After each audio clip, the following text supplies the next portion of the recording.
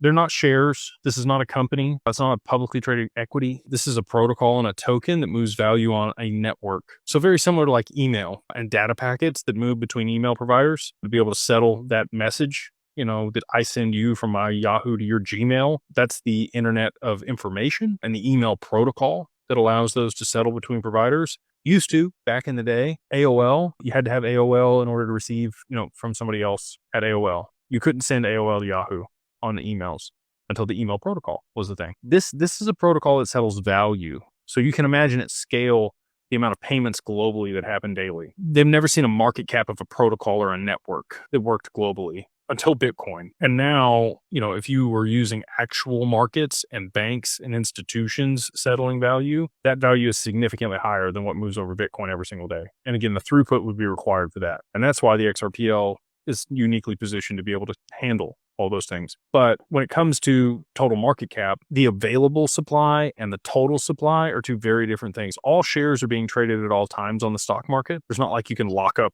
shares. I guess you could borrow margin against them. But just like Bitcoin, I think Satoshi's going to move his Bitcoin also. So watch for that. That's going to be a sign of the end for Bitcoin. But that's 1.098 million Bitcoin that's locked up in those 20,000 wallets that has never moved. It's not available. Can't trade it. Same thing for XRP. There's over 48 billion XRP in Ripple's escrow. Not tradable. So, if you just took that off the table, you got 52 billion in available supply, but that's not what's available on exchanges.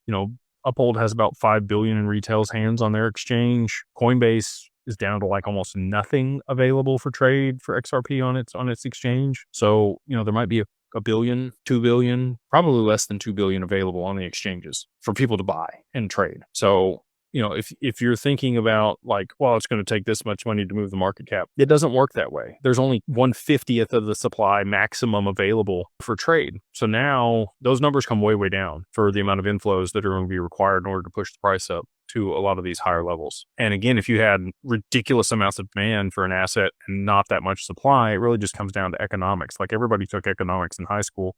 Supply and demand drives price. And the market cap is going to look kooky to people. It's going to be numbers that we've never seen before. But like 10 years ago, if you told somebody that there was going to be $1 trillion company, they'd have called you crazy. And now we have multiple $1 trillion companies. So it's not that crazy to me to think that these protocols could be worth quadrillions, pendants over the long term if they're moving all the value globally. And that's what's being settled over the network.